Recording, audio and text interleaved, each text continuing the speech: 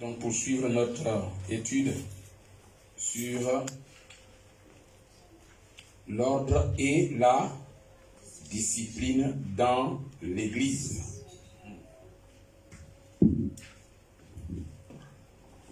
L'ordre et la discipline dans l'Église. Nous avions commencé la fois dernière par une introduction.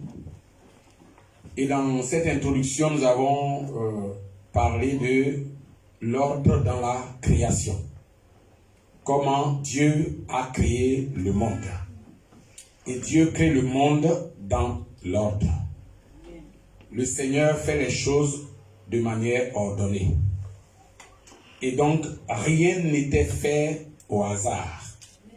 Et Dieu a fait en sorte que tout ce qu'il a créé soit bien placé là où il faut, quand il faut. Et je voudrais juste relever un petit fait, quelque chose de remarquable et qui quelquefois nous passe sous les yeux, on ne fait pas attention. C'est un jour, je méditais, puis tout d'un coup le Seigneur m'ouvre les yeux dessus. Et je ne comprenais pas pourquoi ça. Et là, le Seigneur dit, regarde ça très bien. Ah bon, d'accord. Et j'aime ça, hein? J'aime quand il y a une voix qui dit, ouvre bien les yeux. Et là, je me dis, il y a quelque chose. Certainement, il y a quelque chose de caché. Je relis. Alors, vous pouvez prendre Genèse chapitre 1, verset 1. Vous allez voir, c'est incroyable. Genèse chapitre 1, verset 1. Quelqu'un a trouvé, il peut lire. À haute voix, s'il vous plaît. Dans le commencement, Dieu créa les cieux et la terre. Et la terre était informe et vide, et les ténèbres étaient sur la surface de l'abîme. Merci. Verset 1. Juste verset 1. Qui peut lire encore? Au commencement, Dieu créa le ciel et la terre. Amen. Encore une troisième fois, personne. Au commencement, Dieu créa les cieux et la terre.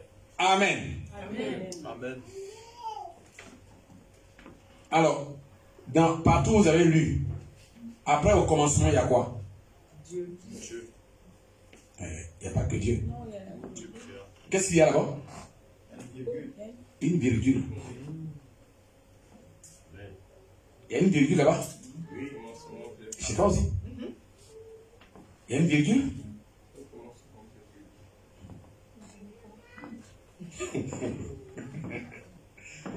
Quand ça a sauté à mes yeux, je dis, mais qu'est-ce qui se passe? Le Seigneur dit, regarde et relis. Et je relis. Au commencement, Dieu créa les cieux et la terre. Je dis, mais oui, au commencement, il crée d'abord les cieux et puis après la terre. Oui, mais au commencement, il y a quoi? Mais au commencement, il y a la virgule d'abord. Au commencement, il y a virgule. On peut ne pas considérer, on peut dire c'est français, c'est grammatical, c'est machin, mais regardez ça très bien. Au commencement, d'abord, virgule. Et puis, Dieu. La suite, c'est Dieu. Et l'action vient. Au commencement, qu'est-ce qui se passe? Il y a une pause. Il y a une réflexion. Il y a une pensée. Il y a une attention particulière. Il y a la réflexion profonde. Et quand on a fini de réfléchir, qu'on sait où on va, qu'est-ce qu'on fait? Qu'est-ce qu'on doit faire? Dieu. Dieu. Dieu. D'abord Dieu. Au commencement, je prends le temps de réfléchir avant de commencer quoi que ce soit. L'ordre commence par là. Dieu nous l'a démontré dès le commencement. Avant qu'il ne commence à créer les cieux et la terre, Dieu a d'abord réfléchi. Amen.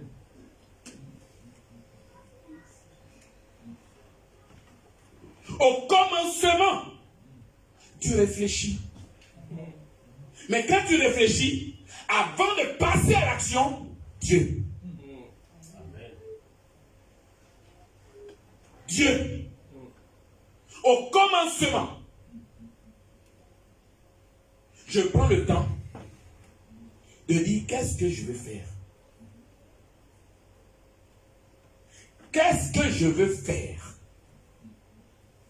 Est-ce que je suis prêt à ce que je vais faire là? Est-ce que je suis prêt? Alors, si je suis prêt, moi je suis prêt. Mais est-ce que Dieu est avec moi dans mon chemin? Comme je suis prêt, maintenant Dieu. Et après Dieu, c'est la création. L'action pour laquelle je réfléchis, je peux la mettre en œuvre. Si Dieu n'est pas au commencement, c'est faussé.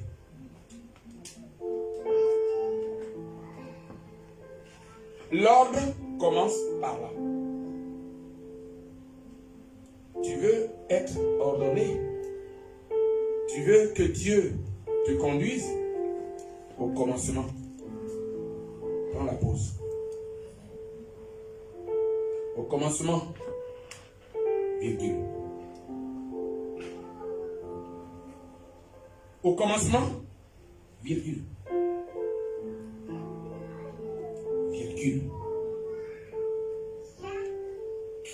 Ne t'engage pas dans n'importe quoi, n'importe comment.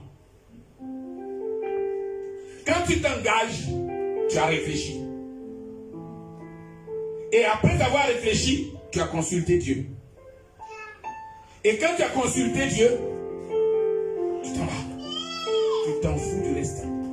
Excusez-moi du mot, mais c'est-à-dire que, puisque tu as réfléchi, tu as pris ta décision, tu as consulté Dieu, Dieu t'a donné la permission, tu n'as plus rien à faire avec tout ce qui va venir. La Bible dit que ton oui soit oui, ton non soit non. Le reste là, ça vient du malin. C'est pour cela que je veux vous encourager également.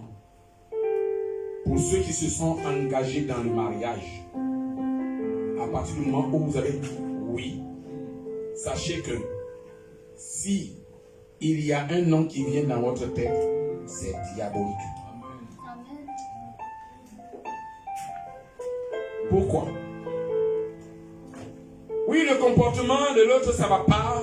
Il fait ci, il fait ça, oui.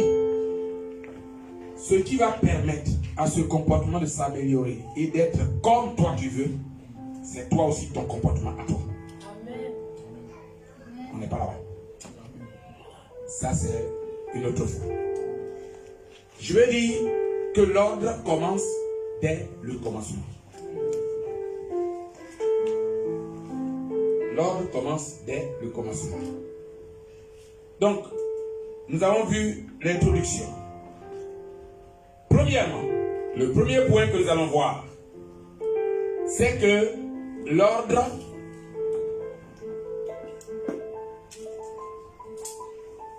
permet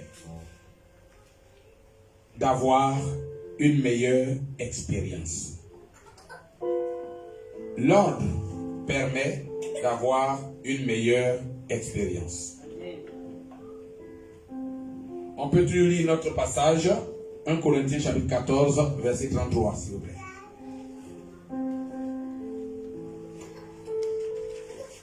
« 1 Corinthiens chapitre 14, verset 33. »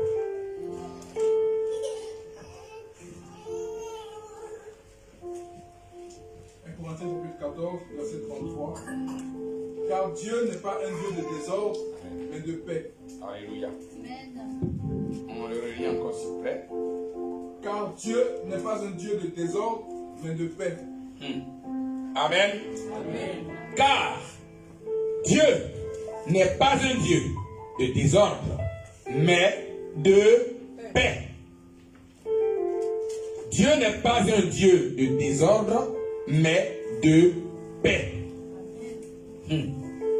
Alors, si Dieu n'est pas un Dieu de désordre, mais de paix, ça veut dire quoi? Ça veut dire que nous aussi, nous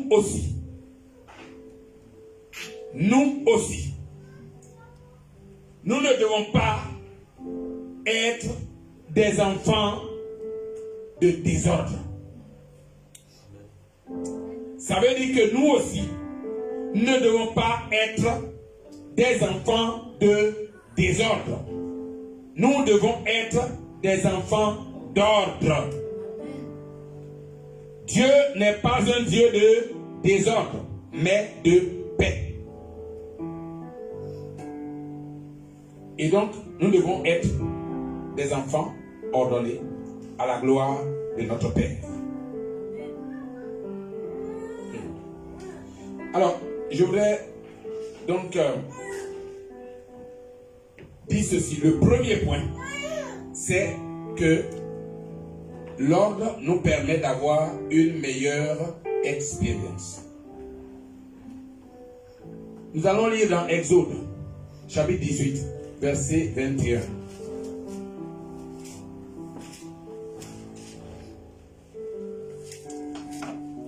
Exode 18.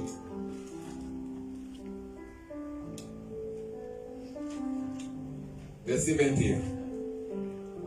Exode 18, verset 21. Mais choisis parmi tout le peuple des hommes compétents, craignant Dieu, honnêtes, incorruptibles, pour être leur chef, responsable de milliers, de centaines, de cinquantaines et de dizaines. Jusqu'au verset 27. En temps normal, ils régleront les conflits du peuple.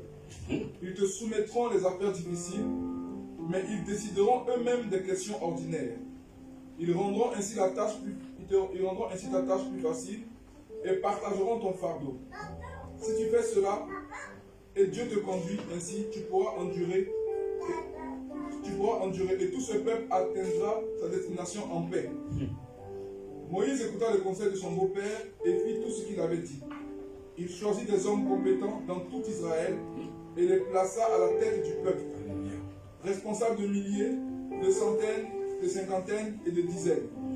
D'une manière générale, il réglait les conflits du peuple. Il soumettait les affaires difficiles à Moïse, mais décidait eux-mêmes des questions faciles. Puis, Moïse laissa partir son beau-père et il s'en retourna dans son pays. Amen. Amen. Est-ce qu'on peut acclamer la parole de Dieu, s'il vous plaît? Amen. Est-ce qu'il y a quelque chose qui vous a sauté aux yeux dans tout ça? Il y a quelque chose qui saute aux yeux et auquel on ne fait pas attention souvent. Là, si je dis, qu'est-ce qui vous a sauté aux yeux là? Hein? Qu'est-ce que vous pouvez dire dans tout ce qu'il a lu? Vous allez voir que on risque de ne même pas parler de ça. Et pourtant, c'est tellement... C'est ça, ça sortait. Qui peut dire quelque chose? Oui. Oui. Non. Les L'écoute. L'écoute, sur les directives. Oui. Ok. Oui. D'accord. Oui. Est-ce que je peux dire aussi que Moïse, il a écouté la voix de son beau-père? Amen. Faut dire fort. Verset 24. Moïse écouta la voix de son beau-père et fit tout ce qu'il avait dit. Oh, alléluia. Et ça, est-ce qu'on fait attention à ça? On fait attention au fait que Moïse a eu des conseils et qu'il a changé sa façon de fonctionner. Mais qu'est-ce qui a mené Moïse à faire ce qu'il vient de faire? C'était la parole de son beau-père. Je répète, qui a permis à Moïse de prendre les décisions qu'il a eu à prendre? C'était son beau-père. Qu'est-ce que nous faisons souvent avec nos beaux-parents? Hein? On est en France. Qu'est-ce qu'on fait avec nos beaux-parents? Il y a même, je ne dis pas un proverbe, mais un adage, il y a la phrase j'ai oublié, mais ça parle de la belle-mère. Et même quand quelqu'un ne fait pas quelque chose de bien dans un foyer, on dit toi tu ressembles à ta belle-mère. Ou bien, tu fais comme la belle-mère ou pas. Ah mais tu veux quoi? Tu veux la belle-mère? Non, c'est pas la peine. Alors, ça dit qu'on a jeté du discrédit sur les beaux-parents. On ne sait pas pourquoi. Peut-être qu'un jour, il y a eu un beau-parent qui s'est mal comporté. Et à cause de lui, tous les beaux-parents sont mauvais. C'est comme quelqu'un dans l'église, il y a quelqu'un qui m'a mal parlé. Et moi je sors, je dis, dans cette église-là, tout le monde est mauvais. Si tu vois comment il parle là-bas. Or, il y avait une personne. Une. Mais le comportement d'une personne, ça ne reflète pas l'image de tout le monde. C'est pas possible. Il y a des éléments comme ça dans la Bible qui enseignent. Moïse écouta la voix de son beau-père. Et grâce à ce que son beau-père lui a dit, Moïse a été dans le plan de Dieu, dans la volonté de Dieu. Et il a organisé le peuple de Dieu. Grâce à son beau-père. Bien-aimé, ton beau-père, c'est pas Satan. C'est pas le diable. À partir du moment où tu as accepté de prendre son enfant, il ne peut pas être Satan. Sinon, tu as épousé aussi le fils de Satan ou la fille de Satan. On ne fait pas attention à certaines choses, mais en fait, on se tue nous-mêmes. On se détruit soi-même à force d'écouter les autres autour. Moïse, lui, il a écouté la voix de son beau-père. Et ce que son beau-père a dit venait de Dieu. Est-ce que tu sais que ton beau-père aussi, il peut être inspiré de Dieu? Amen. Ta belle-mère peut être inspirée de Dieu. Amen. Parce que Dieu l'aime tout autant que toi. Amen. Comme tu as épousé son enfant, donc lui, il n'est plus rien. Mais l'enfant, il n'est pas sorti du ciel. C'est quelqu'un qui l'a mis au monde. Et puis toi, quand tu l'as vu, tu dis, oh, c'est ce qu'il veut. Que Dieu nous délivre de certains comportements au nom de Jésus.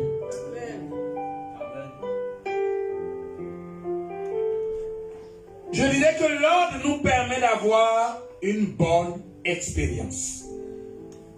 Dans ce passage que nous avons lu, Jéthro, c'est le beau-père de Moïse, j'ai trop dit ceci.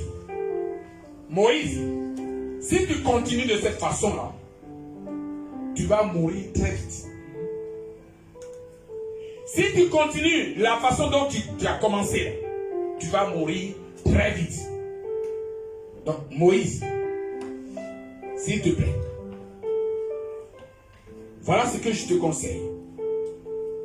Établis sur le peuple des chefs. Prends le temps d'organiser le peuple. Ce que tu vas faire, tu vas établir sur les 1000 un chef, sur les 100 un chef, sur les 50 un chef et sur les 10 un chef. Quand tu vas faire ça, chaque partie, chaque département, chaque groupe va régler un certain problème. Et lorsque le problème va les dépasser et que ça va être très important, alors en ce moment-là, la chose peut venir jusqu'à toi. Ça te donnera le temps de t'occuper des vraies décisions et de t'occuper du peuple comme il se doit. Tu n'as pas à courir derrière les petits problèmes. Parce que ça va te perdre le temps, ça va te prendre le temps, ça ne te permettra pas de te consacrer à Dieu. Et tu n'auras pas d'efficacité dans ton ministère. Moïse dit, j'ai compris, papa. Et parce qu'il a ouvert son cœur, parce qu'il a accepté les conseils de son beau-père, Moïse est devenu incontournable dans la parole de Dieu. Si tu obéis à la voix de ton beau-père, si tu obéis à la voix de celui par qui Dieu passe pour te parler, si tu obéis à la voix de ton berger, Dieu fera en sorte que tu sois incontournable dans son œuvre. Quelquefois nous disons, nous sommes insignifiants, nous ne sommes pas indispensables. Je dis quelquefois nous faisons de grosses erreurs. Tu n'es pas indispensable. Donc de toute manière, Dieu peut te remplacer. Alors si tu fais, allez sors. C'est bien. C'est bien. Mais vous savez quoi? Si vous fouillez la Bible dans le Nouveau Testament, quand Jésus est venu, la Bible dit que à cause du fait que Jésus était toujours avec n'importe qui, et quelquefois même à certains endroits où on ne s'imaginait pas, les gens l'ont appelé le compagnon des gens de mauvaise vie. C'est pas vrai? Quand il partait chez Zachée, peut-être comme il est Dieu, il savait, mais en tout cas, ce n'était pas calculé. Puisque Zachée ne savait même pas. Jésus passe. Zachée voit qu'il passe. Et il dit lui aussi, il veut le voir. Mais comme il est petit de taille, il est allé monter sur un sycomore, un arbre. Il monte sur l'arbre et puis il le regarde. Ah, c'est lui Jésus. Ah, d'accord. Et lui, c'était voir Jésus passer. Il ne s'attendait pas à ce que Jésus vienne s'arrêter et lui dire, je veux être chez toi aujourd'hui. Waouh. Vous savez, quel que soit ce que nous sommes, Jésus nous connaît. Et il peut même décider de venir chez toi sans que tu l'aies su. Jésus peut venir te rendre visite sans que tu saches que c'est lui.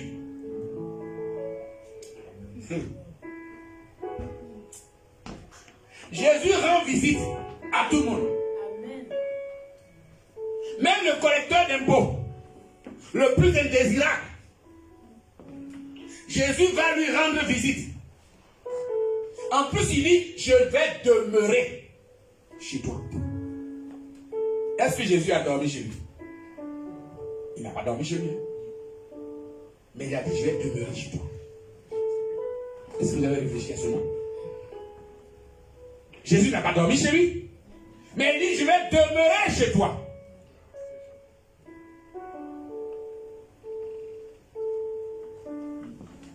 Bien aimé, même si Jésus ne dort pas avec toi sur ton lit, sache que Jésus demeure avec toi. Amen. Même si physiquement tu ne le vois pas en train de dormir, il dit, je vais demeurer chez toi.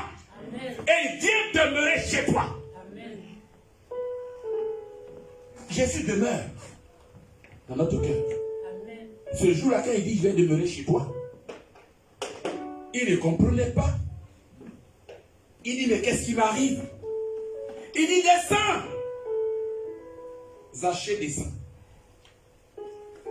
Il dit, aujourd'hui, je vais demeurer chez toi. Waouh.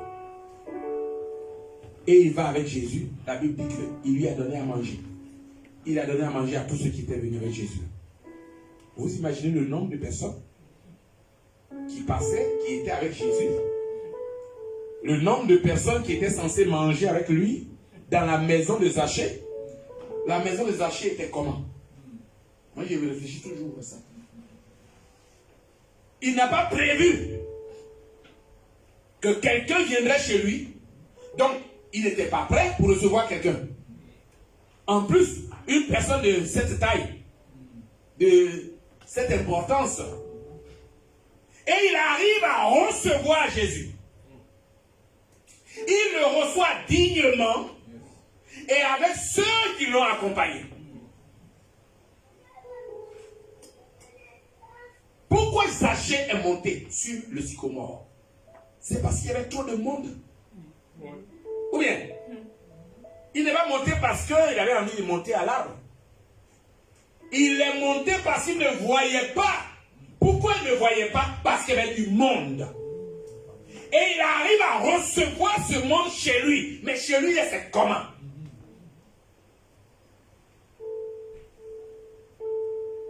Vous comprenez la chose?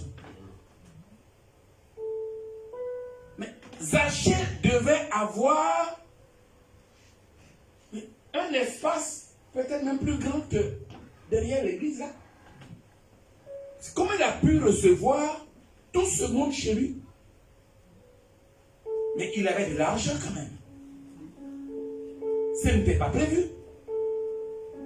Où il a trouvé l'argent pour nourrir tout cela? Il devait avoir des serviteurs et des servantes dans sa maison. C'est pas lui qui a préparé à manger. Je ne crois pas. Jésus était là. Il dit, je suis venu chez toi. La Bible nous montre clairement que Zachée était en train de discuter avec Jésus. Il dit, tout ce que j'ai volé, là, je vais leur rendre. Même 4 fois, 3 fois. Et le gars, il dit, mais oh, tu as pris 5 millions avec quelqu'un, tu vas lui donner 4 fois. Mais tu en as combien?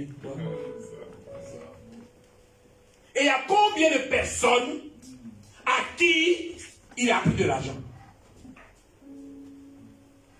Et il va rendre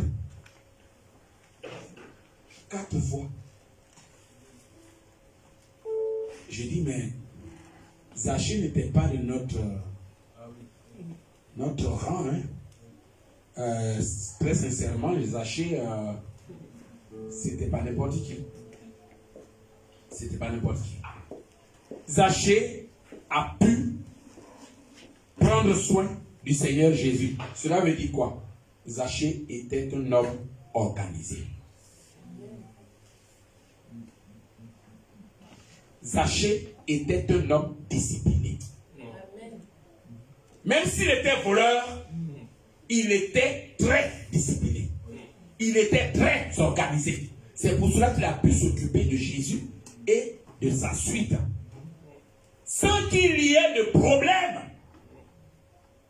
Personne n'a fait d'histoire dans sa maison. Hein? Tout ce qu'on sait, Jésus dit, je vais demeurer chez toi. Mais quand Jésus est parti, on ne nous a pas dit il lui a donné une chambre qu'il a dormi. Or, il lui a dit, je vais demeurer chez toi. Jésus ne ment pas. Donc, s'il dit, il va demeurer chez lui, on a vu, effectivement, il a demeuré chez lui, puisqu'il est resté dans son cœur. Amen. Amen. Zachée était sauvé. Amen. De sorte que même il s'est tellement confessé qu'il s'est repenti en donnant à ceux à qui il devait de l'argent, en leur remettant 4 fois plus. Que Dieu nous aide et que nous soyons dans l'esprit de la discipline, que nous restions dans l'esprit de l'organisation personnelle. Cela va impacter l'Église et nous serons tous ordonnés. L'ordre nous permet d'avoir une meilleure expérience. Et Jéthro dit, organise l'Église. Et Moïse dit, j'ai compris, papa. C'était son père, son beau-père. Donc c'était son papa. Il dit, j'ai compris. Comme il a considéré comme quelqu'un qui était son père, il l'a béni. Comme son fils, il lui a parlé et il dit, organise, fais comme ça. Il dit, j'ai compris. Et il a commencé à mettre sur pied ce que son beau-père lui a dit. Bien-aimés, Dieu nous commande de mettre de l'ordre dans l'Église. Dieu nous ordonne de mettre de l'ordre dans l'Église. Que Dieu te donne ses ordres à lui. Que ce ne soit pas l'ordre d'un homme, mais l'ordre de Dieu. Ce que Jéthro a dit à Moïse, c'était l'ordre divin.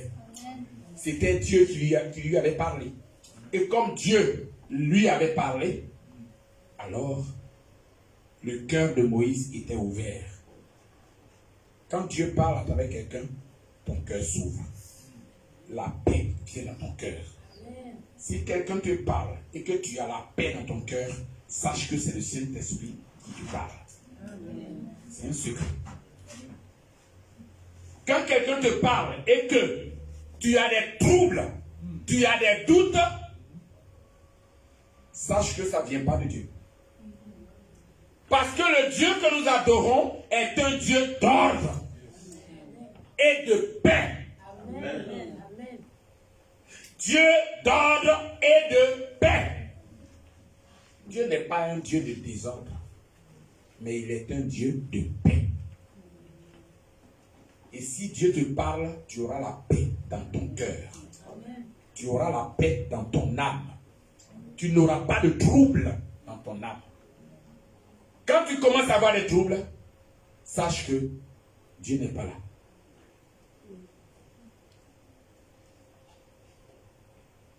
Maintenant, il y a des troubles qui sont causés par Satan. C'est ce qu'il a fait à Job. Job était tranquille. Hein? Et Dieu fait sa réunion. Et puis Satan vient. Je vais vous faire une confidence. Ce n'est pas parce que nous sommes enfants de Dieu que Satan peut être au milieu de nous. Hein? Si quelqu'un vous dit, comme tu es rempli de Dieu, tu es tellement rempli du Saint-Esprit, que là où tu passes, les démons trépassent, il faut lui dire que il faut qu'il revoie, qu'il relise encore la Bible, qu'il aille encore dans la présence du Seigneur. Tu es la maison de Dieu. Amen. Mais autour de la maison de Dieu, n'importe qui peut passer.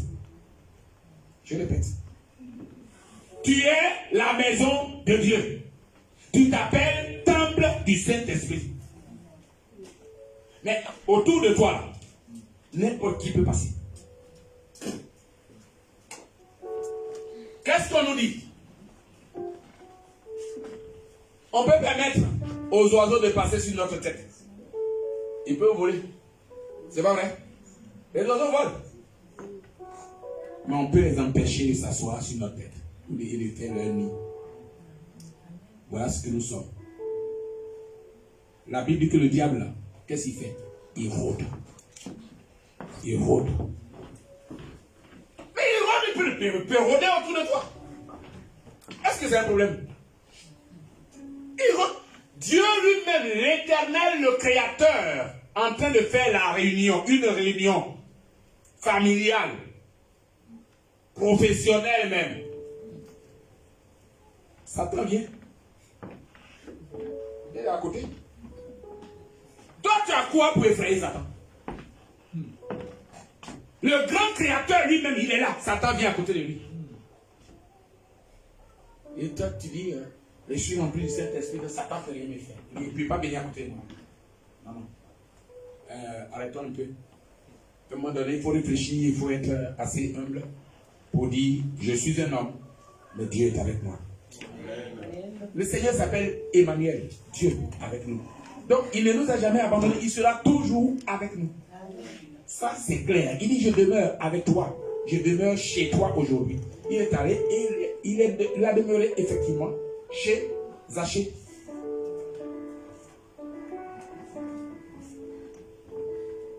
Nous sommes la maison de Dieu. Satan rôde. Quand il rôde, ça veut dire qu'il se promène. Il se promène autour de nous. La Bible dit, il cherche qui? Dévorer. Donc il cherche une fissure quelque part. Il cherche une entrée quelque part. Tant que je ne lui ai pas ouvert la porte, il ne peut pas entrer. Voilà ce que nous sommes.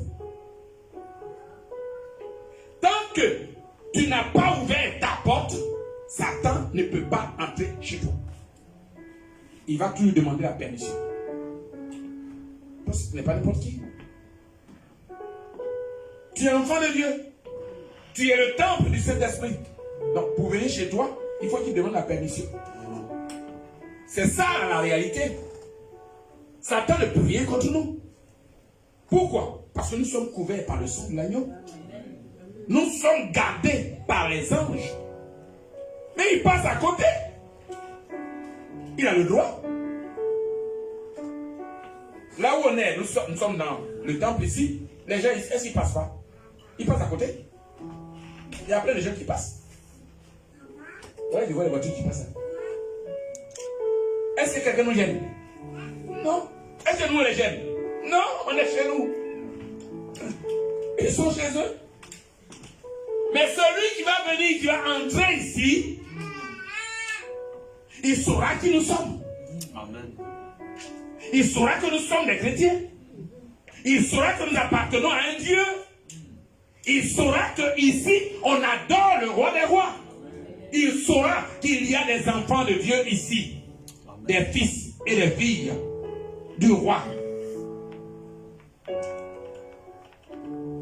Donc, nous n'avons pas peur parce qu'il y a Satan autour de nous. Nous sommes rassurés parce que là où nous posons nos pieds, il est obligé de s'écarter. Et nous on passe. Voilà le chrétien. Nous sommes dans le monde. Le monde est ténébreux. Et les ténèbres, c'est le diable et ses acolytes. Donc, pourquoi nous sommes la lumière? Parce qu'il y a du noir autour de nous. C'est sombre. Il n'y a pas de lumière. Et c'est nous la lumière. Nous brillons, mais où? Dans les ténèbres. Il faut le savoir. Bref. Moïse a écouté son beau-père. Et Dieu l'a béni. Il a organisé le peuple de Dieu. Et sur 1000, il établit un chef. Sur 100, il établit un chef.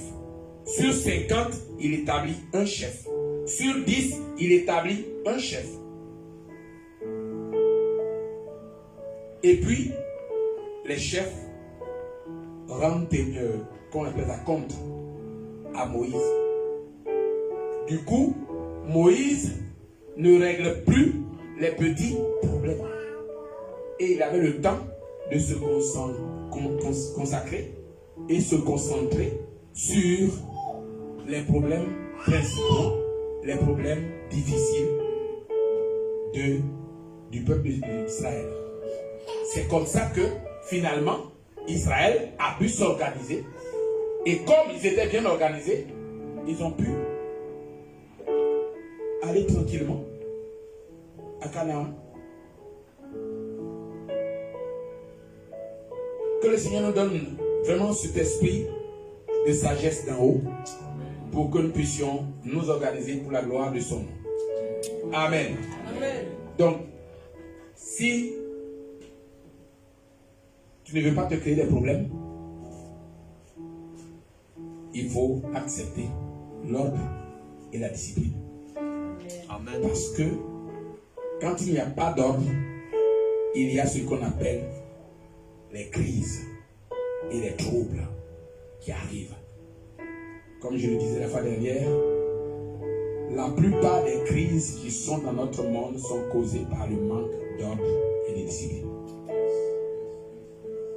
Mais nous avons le Dieu de paix avec nous. Amen. Et si nous avons cette joie d'accepter que Dieu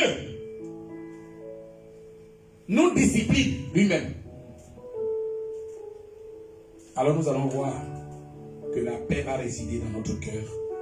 Et si notre cœur est en paix, les autres sont en paix avec nous. Parce que nous sommes en paix nous-mêmes, avec nous-mêmes. Et quand on est en paix avec soi-même, on est en paix aussi avec les autres. Que Dieu nous aide. Que Dieu nous bénisse. Deuxième point. L'ordre nous permet d'atteindre notre destinée. L'ordre nous permet d'atteindre notre destinée. 2 Chroniques, chapitre 15, versets 3 à 6. Si quelqu'un peut le lire à haute voix, s'il vous plaît. 2 Chroniques, chapitre 15, versets 3 à 6. Là, il y a une autre réalité, vous allez voir. 2 Chroniques, chapitre 15, versets 3 à 6. Oui. Pendant longtemps, Israël a été sans le vrai Dieu. Pendant longtemps, Israël était sans le vrai Dieu. Sans prêtre capable d'enseigner et sans la loi. Wow. Sans prêtre capable d'enseigner. Et sans la loi non plus. Mais lorsque dans leur détresse, ils se sont tournés vers Adonai, Oh, alléluia. Lorsque dans leur détresse, ils se sont tournés vers Adonai, vers Dieu, Israël, et l'ont cherché, hein. ils l'ont trouvé. Ils ont cherché Dieu et ils l'ont trouvé dans leur détresse. Donc ils ont reconnu qu'ils étaient dans la détresse. Ils étaient conscients qu'ils étaient dans la détresse. Et ils se sont tournés vers Dieu, ils l'ont cherché et ils l'ont trouvé. Oui. En ces temps-là, les gens qui s'occupaient de leurs affaires étaient dans l'insécurité. Voilà. Et les habitants des pays étaient frappés de grands troubles. Voilà. Vous voyez? Parce qu'il n'y avait pas d'ordre, il n'y avait pas d'organisation, le pays était dans les troubles. Il n'y avait pas de paix. Il n'y avait pas de sécurité. Ils étaient dans les troubles. Oui. Ainsi, ils étaient détruits, nation contre nation, ville contre ville, car Dieu leur avait infligé toutes sortes de troubles. Voilà. Vous voyez la conséquence? Quand il n'y a pas d'ordre, c'est les troubles. C'est les crises. C'est tout. Mais vous, soyez forts et ne vous relâchez pas, car votre travail sera récompensé. Amen. Amen. Amen. Amen. On dit Amen. Amen. Amen. Je vous ai dit, Amen, ça se dit à l'église. C'est ici qu'on dit Amen. Et qu'on le dit fort. Hein? Amen, ça se dit ici. Parce que si tu vas dehors que tu cries Amen, on risque de t'emmener hein, dans un centre psychiatrique. Donc, c'est ici. Amen. Amen. Amen. Amen. C'est ici. Alors, il est dit, pendant longtemps, Israël n'avait plus de roi. Et il n'y avait même plus de loi. Il n'y avait pas de prêtre capable de prêcher, capable d'enseigner. Donc, chacun était livré à lui-même. Les gens étaient livrés à eux-mêmes. Ils ne savaient plus quoi faire. Et qu'est-ce qui se passait? Il y avait beaucoup de problèmes. Israël était sans Dieu. Il a dit même sans le vrai Dieu. Ça veut dire qu'ils avaient un Dieu ou des dieux, mais qui n'étaient pas le vrai Dieu. La Bible dit que comment dit ça? Ce qui triomphe de toi, c'est ton Dieu. Parce que c'est ton cœur qui est là. La chose qui triomphe de toi, ton cœur est attaché à cela. Il est même dit dans Ézéchiel que ceux qui viennent consulter Dieu à travers Ézéchiel, c'est le Seigneur qui disait ça à Ézéchiel, ceux qui viennent me consulter par toi, ces hommes-là sont hypocrites. Pourquoi? Parce que leur cœur est attaché à ce qui les a fait tomber dans le péché, dans l'iniquité. Et que leurs cœurs ne sont pas ouverts à toi. Les cœurs ne sont pas ouverts. Ils ne sont pas vrais. Ils sont des hypocrites. Ils viennent parler à toi et te demandent de consulter l'Éternel pour que tu leur donnes la réponse qu'ils attendent. Mais en fait, ils ne sont pas vrais. Parce que leur cœur s'est attaché à ce qui les a fait tomber.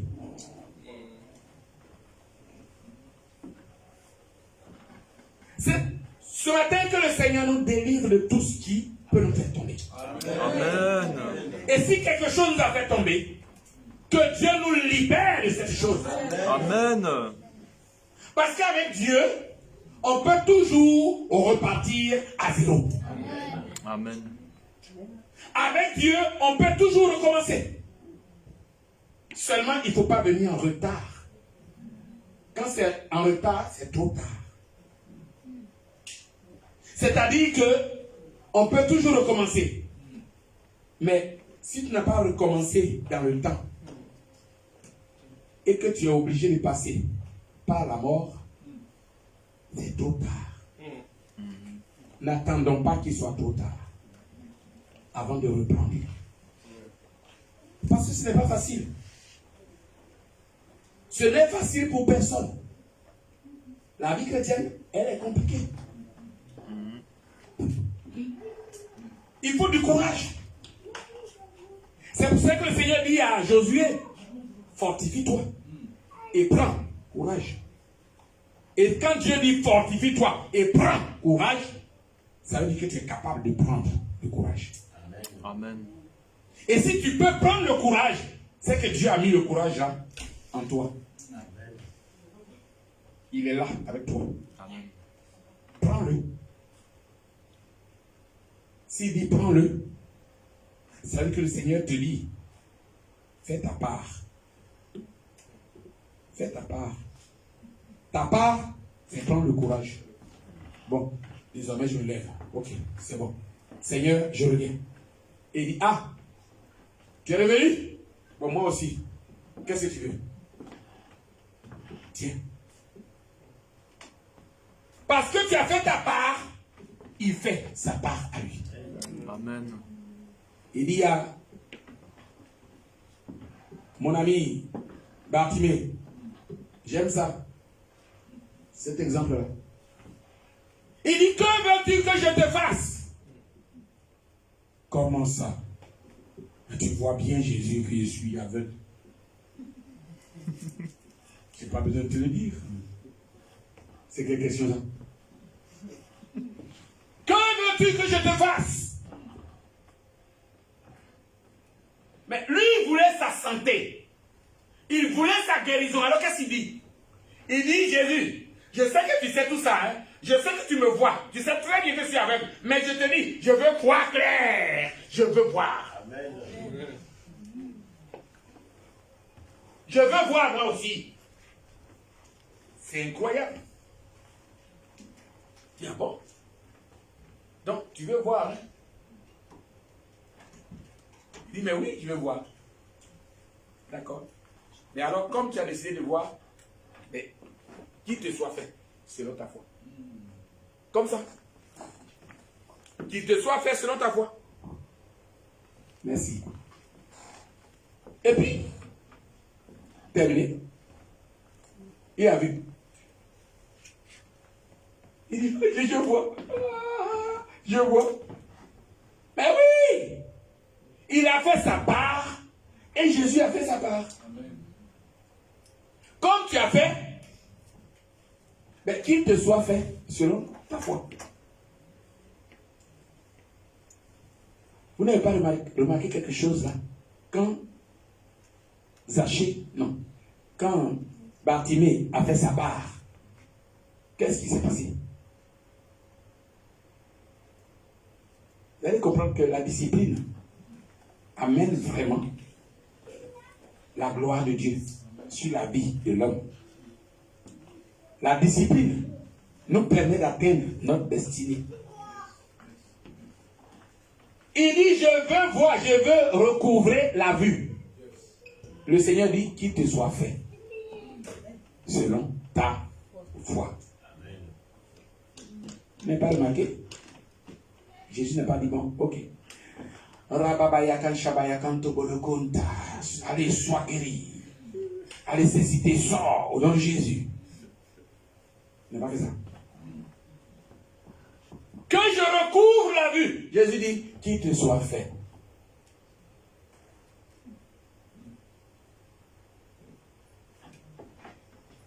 Zachée a confessé sa guérison devant Jésus, qui était la solution de sa guérison. Il a confessé de sa bouche. Il dit que je recouvre la vue. Il a fait déjà la prière.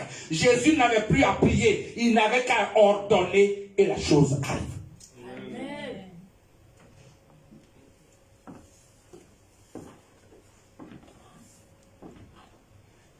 Bartimée prie. Il est devant Jésus et il prie. Que je recouvre la vue.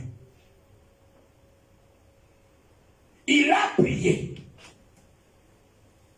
Quand on prie le Seigneur, est-ce qu'on demande au Seigneur de prier aussi? Moi, je vous pose une question. Lorsque tu es devant Dieu et que tu le pries, est-ce que tu attends à ce que lui aussi prie? Je le pose encore. C'est ce que vous cherchez. Ça tourne dans la tête là. Je dis, tu es devant le Seigneur. Et puis tu pries. Que je recouvre la vue. Est-ce que tu t'attends à ce que Jésus prie aussi? Tu attends quoi? Tu attends de recevoir. Il dit, bon, qu'il te soit fait.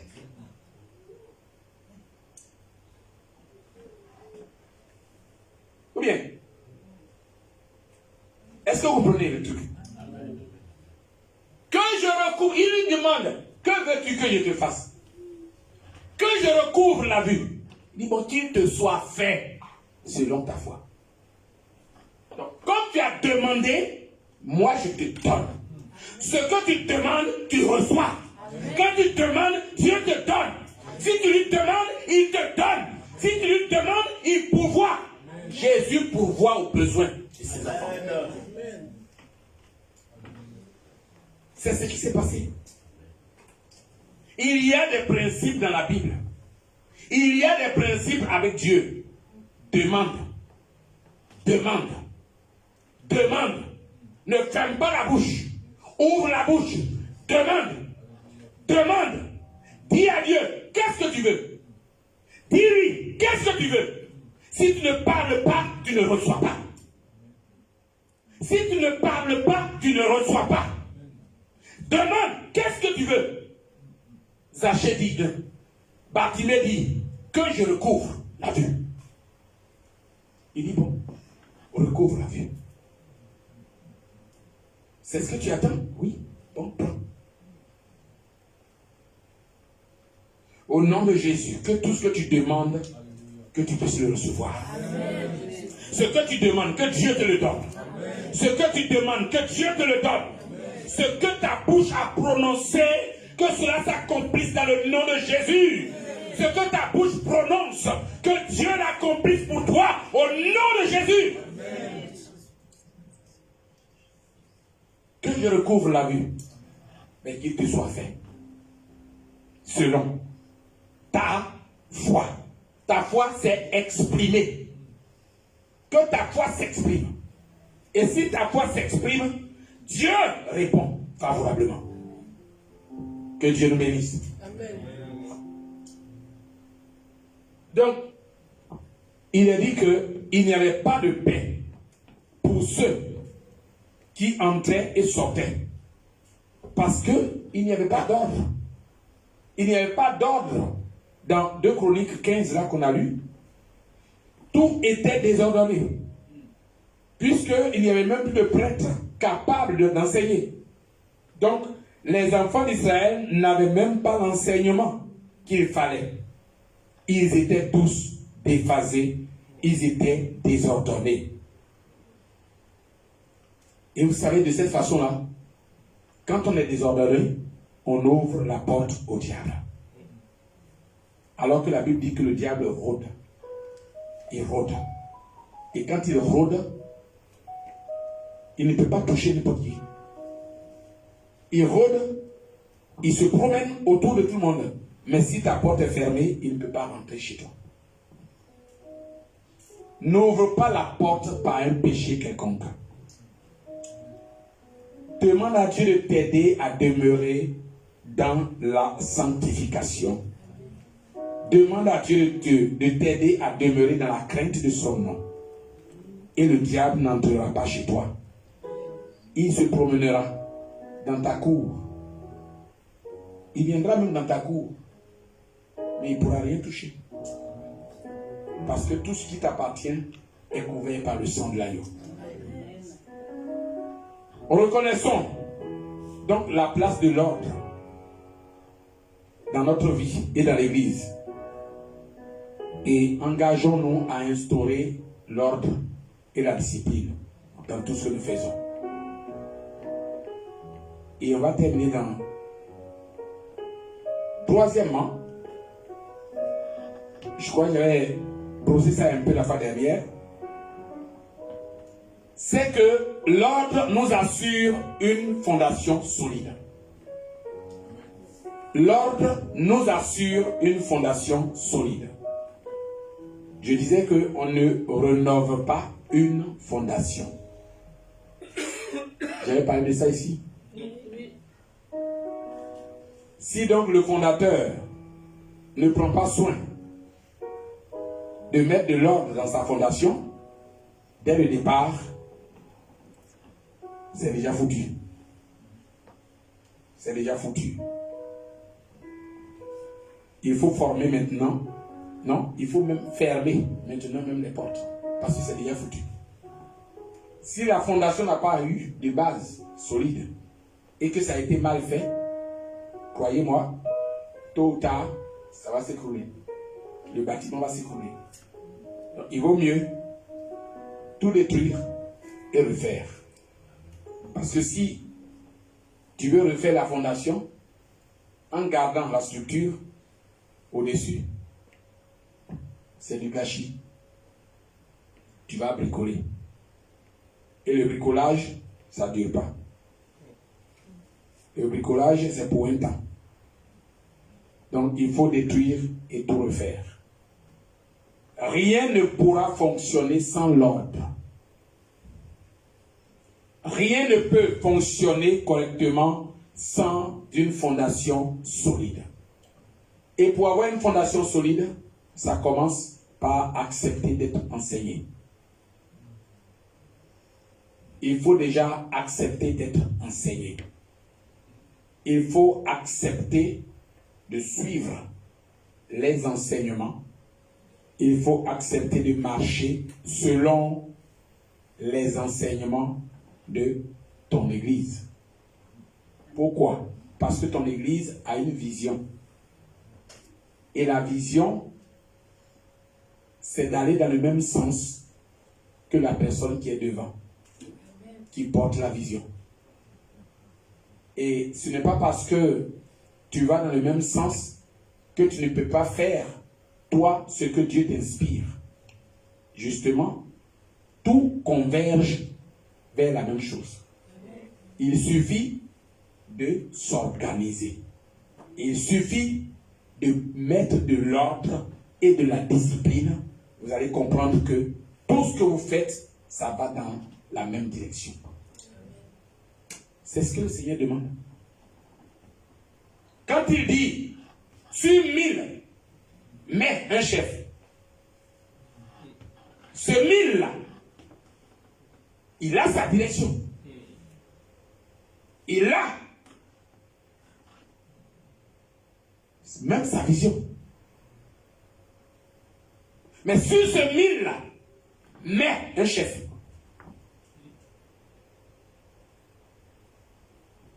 Sur 100, mets un chef. Parce que ce 100, il y a aussi sa vision. Il y a sa façon même de s'organiser. Mais mets un chef dessus. Et que 100 ne fasse pas n'importe quoi. Dans ce que 100 fait, il faut qu'il y ait de l'ordre et la discipline. Sur 50, mets un chef. C'est aussi un autre département qui a aussi son objectif. Mais dans tout ça, quand on les regroupe, c'est la même vision qui se développe et qui va de l'avant.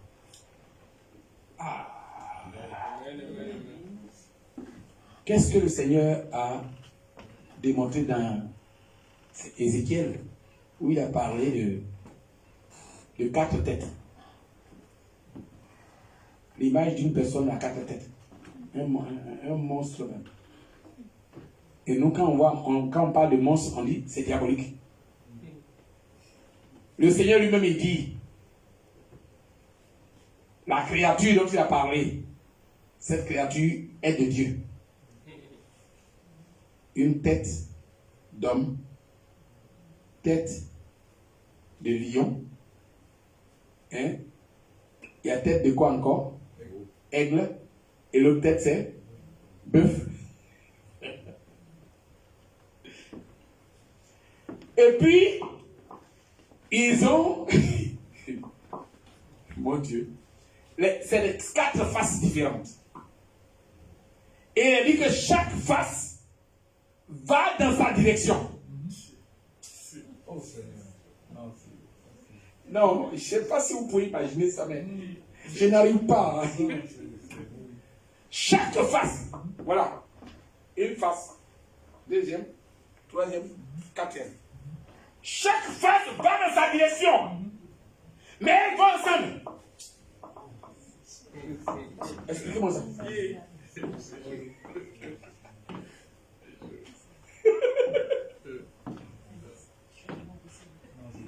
Comment je peux aller là-bas pendant qu'il va les pilotes comme ça et on dit on va ensemble?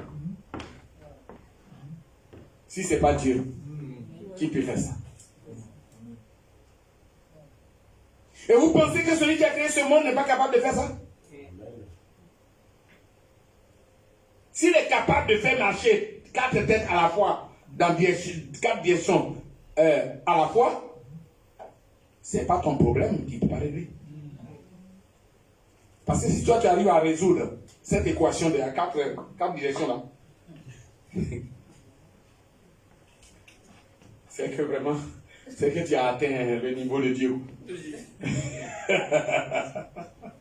Je ne sais pas quel mathématicien ou physicien qui peut résoudre ce problème-là. Hein? À 4 équations. Non, c'est... On ne peut pas dire une équation à 4 têtes. C'est pas simple. Mais Dieu est capable de tout. Nous pouvons tout mettre ensemble et aller dans la même direction, même s'il y a différentes visions. On peut tous aller dans la même direction. Dans 1 Corinthiens, on voit les Corinthiens, ils avaient tout dans leur église. Il y avait tous les dons.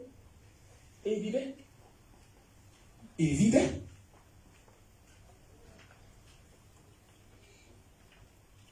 Quatrièmement, et on termine là,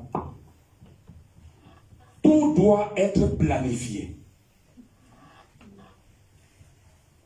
Tout doit être planifié.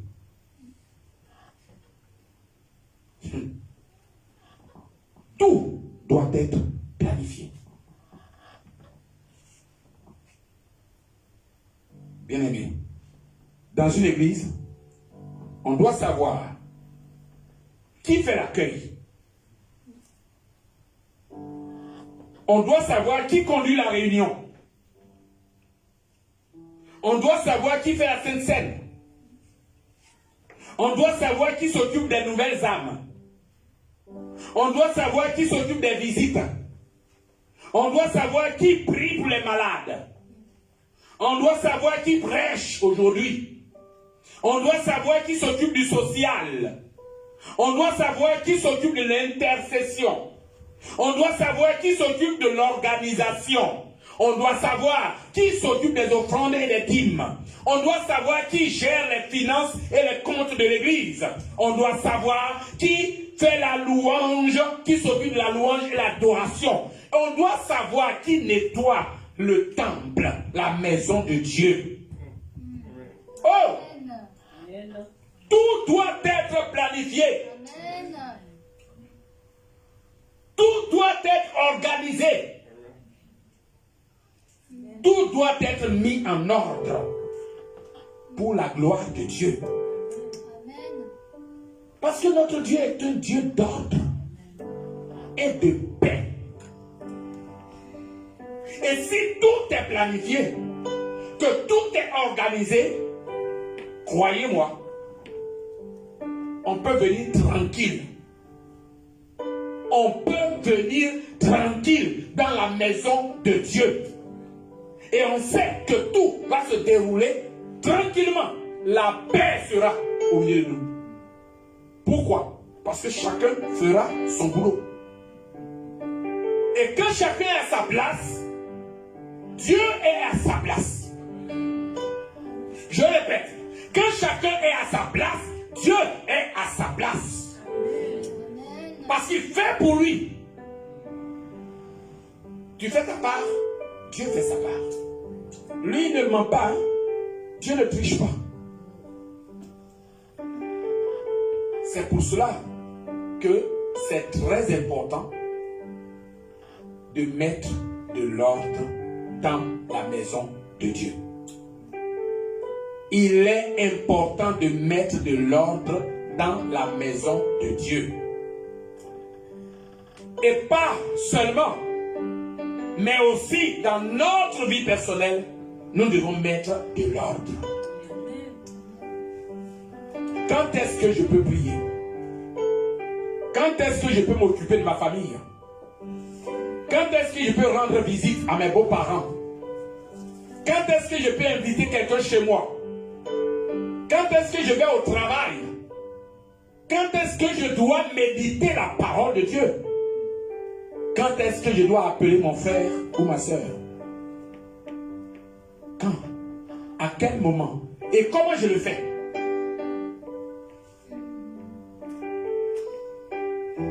La Bible dit que nous sommes frères et sœurs. Et l'apôtre Paul dit, à ceux-ci, tous connaîtront que vous êtes à Christ. C'est par l'amour fraternel. Et si nous ne sommes pas capables de nous organiser, vous allez voir que l'amour fraternel va nous fuir. Parce qu'on ne sera pas capable de rendre visite à un frère, d'appeler un frère, parce qu'on n'a jamais le temps. Pourquoi on n'a pas le temps?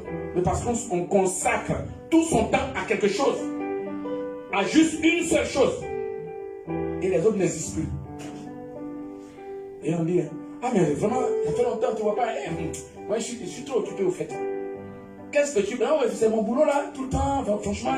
Oui, mais le boulot, tu peux donner un temps pour le boulot.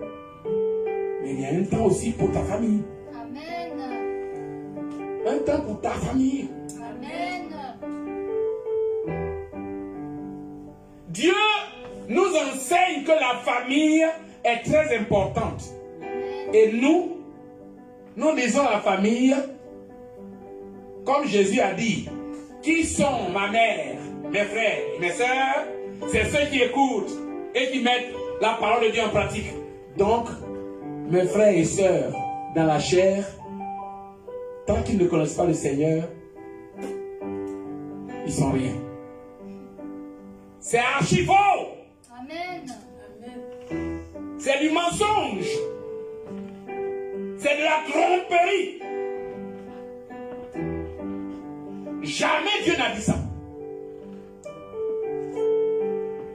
Le Seigneur n'a pas dit comme Ève a accepté la parole du serpent, Adam, laisse-la, va de l'autre côté.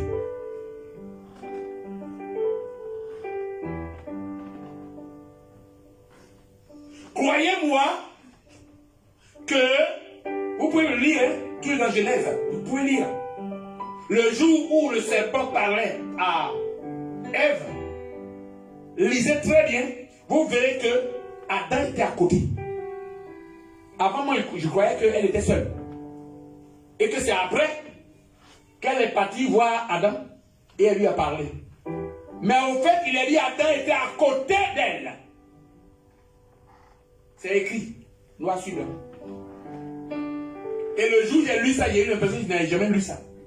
Mais c'est quoi ça? Mais comment? Il était à côté. Donc comment se fait-il que Ève a eu le temps de parler et d'être convaincue par le serpent et lui n'a rien dit. Adam n'a rien dit. Et il donne la capacité ou l'opportunité à sa femme, la permission à sa femme de manger le fruit et de lui en donner. On dit parce qu'il était à côté. Donc elle lui en a donné. Il était là. Tu l'as vu? Il a dit quoi? Lis fort, s'il te plaît. Genèse chapitre 3, au verset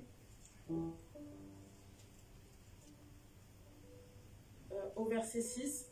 La femme vit que l'arbre était bon à manger et agréable à la vue, et qu'il était précieux pour ouvrir l'intelligence. Elle prit de son fruit et en mangea. Elle prit et elle en mangea. Oui. Elle en donna aussi à son mari. Elle en donna à son mari. Qui était auprès d'elle. Qui était auprès d'elle. Et il en mangea. Et il en mangea. Attends.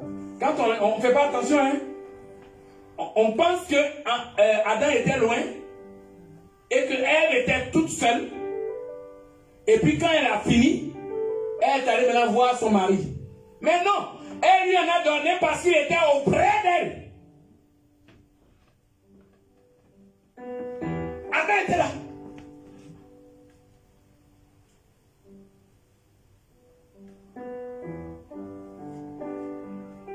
L'ordre,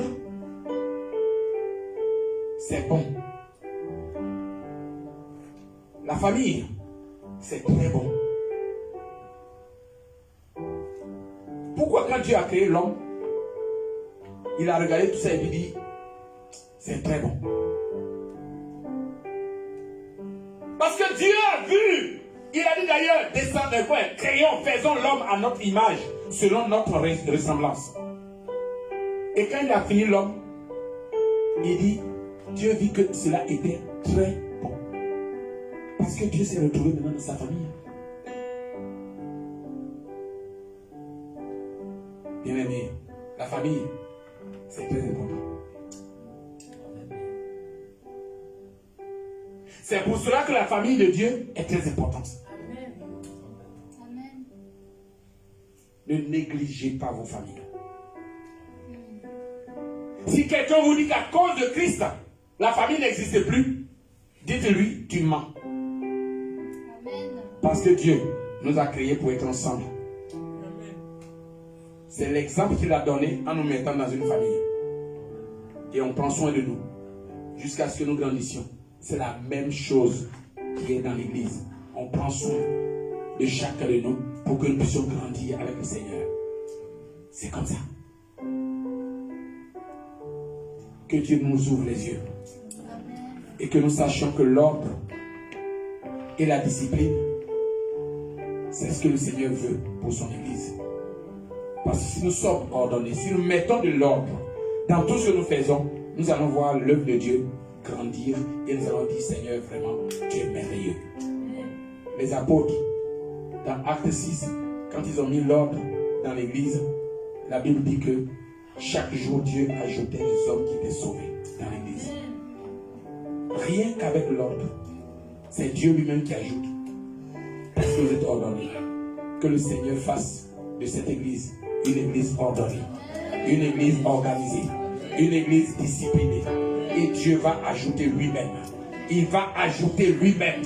Il enverra lui-même ceux qui sont sauvés. Chaque jour, c'est ce que la Bible dit. Que le Seigneur nous bénisse. Amen.